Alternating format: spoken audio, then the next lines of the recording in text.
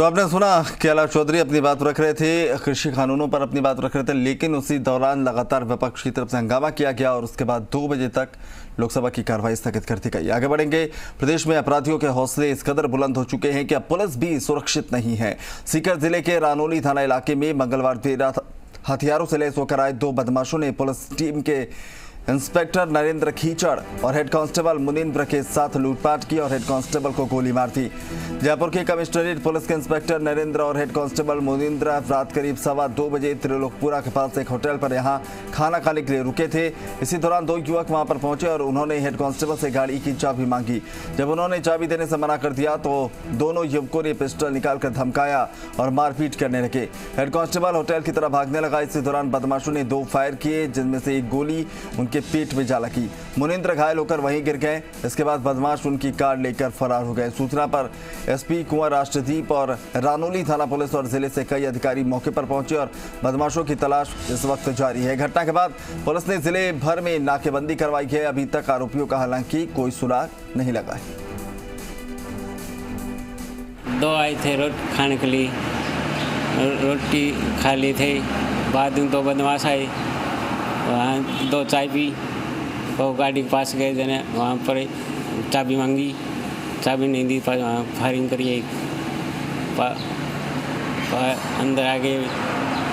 किसी के लगी क्या? एक आदमी को लगी थी। तो इस पूरे घटनाक्रम पर अब पुलिस जो है जांच कर रही है, लेकिन कुछ सवाल हैं, बड़े सवाल खड़े हो रहे हैं।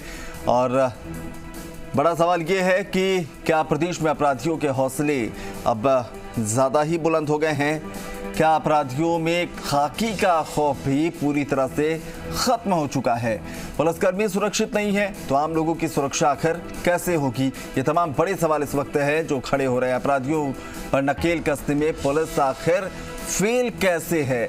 क्या अपराधियों के आगे खाकी पस्त हो चुकी है? उनका बस अब अपराधियों पर नहीं चलता? ये तमाम बड़े सवाल इस वक्त खड़े हो रहे हैं। जो घटना सामने है और जिसके बारे में हमने आपको बताया, उसके बाद ये बेहद वाजिब सवाल खड़े हो रहे हैं जो कि इस वक्त हर कोई पूछ रहा है। जी राजस्थान पूछ रहा है और हर आवाम के दिमाग में जो है ये सवाल खड़े हो रहे हैं कि अगर खाकी सुरक्षित नहीं तो फिर आम लोगों की सुरक्षा का क्या भगवान भरोसे ये सुरक्षा है? क्योंकि 2 लोग आते हैं ढाबे पर, खाना खा रहे 2 पुलिसकर्मियों को धमकाते हैं, गाड़ी की चाबी मांगते हैं, मना करने पर गोली मार देते हैं और वहां से फरार हो जाते हैं। और कई घंटे बीत जाने के बाद जिले भर में नाकेबंदी तो कराई गई है, लेकिन कोई सुराग लगा नहीं है। शरद हमारे साथ बने हुए हमारे सहयोगी। शरद, जो सवाल हैं वो हम भी पूछ रहे हैं, आवाम के दिलो दिमाग में भी है कि क्या अपराधियों के सामने पुलिस अब पस्त होती नजर आ रही है और ऐसा क्या है जिसकी वजह से अपराधी इतने उनके हौसले इतने बुलंद हो चुके हैं कि वो वारदातों को अंजाम देने से पहले क्षणिक भी नहीं सोचते और सामने वो खाकी वाला है या आम व्यक्ति है, वो वारदात को अंजाम देते हैं और बेखौफ फरार हो जाते हैं? देखिए, राजस्थान पुलिस की टैगलाइन है अपराधियों में डर और आमजन में विश्वास। लेकिन ये टैगलाइन कई बार ऐसा लगता है जब इन बड़ी वारदातों को हम होते हुए देखते हैं कि ये टैगलाइन सफल नहीं कर पा रही राजस्थान पुलिस। अपराधियों में अगर डर हो तो इस तरह की वारदात वो कभी नहीं करेंगे। और यहाँ तक कि पुलिस कर्मियों के ऊपर फायरिंग कर देना एक अपने आप में बड़ा गहन मामला हो जाता है, गंभीर मामला हो जाता है। और इसके अंदर एक बड़ी बात, अभी हमने और पुलिस अधिकारियों से बात की और उनके जो टीम के मेंबर हैं, डीएनसी टीम, उन लोगों से बात की तो ये सामने आया कि उनके पास हथियार भी उस समय नहीं थे पुलिस कर्मियों को। यानी कि पुलिसकर्मी किसी रेड पर जाते हैं कि अपराधियों को पकड़ने के लिए जाते हैं, लेकिन उनके पास उस समय हथियार नहीं होते, तो किस तरह से अपराधियों को वो पकड़ सकते हैं? क्योंकि अपराधी ऐसे हैं कि आज तो आप देखते हैं हम बाहर के स्टेट से राजस्थान में ये हथियार हैं काफी मात्रा में पहुंचने लगे हैं।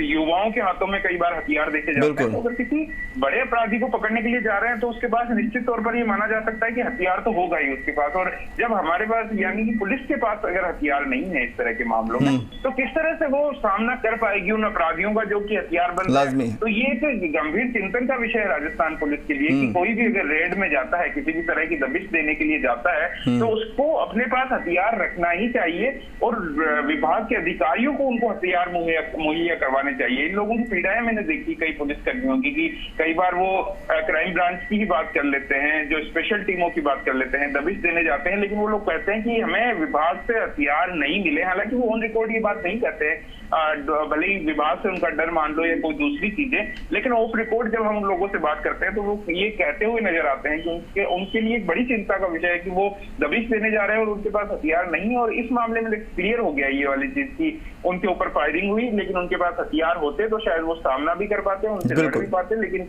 वेपन्स उनके पास नहीं होना। और शरद, सवाल इसलिए भी खड़े होते हैं कि आए दिन हम वायरल वीडियोस देखते हैं जिसमें कई ऐसे अवांछित या असामाजिक लोग हैं जो हथियार लहराते नजर आते हैं और जिनके कंधों पर समाज की जिम्मेदारी है, अपराधियों को पकड़ने की जिम्मेदारी है, वारदातों को सुलझाने और उनका खुलासा करने की जिम्मेदारी है। और उनको ऐन मौके पर अगर बिना हथियार के ऐसे समय में भेजा जाता है तो ये तो वही वाली बात हो गई कि जान जोखिम में डालने वाली कि आ बैल मुझे मार।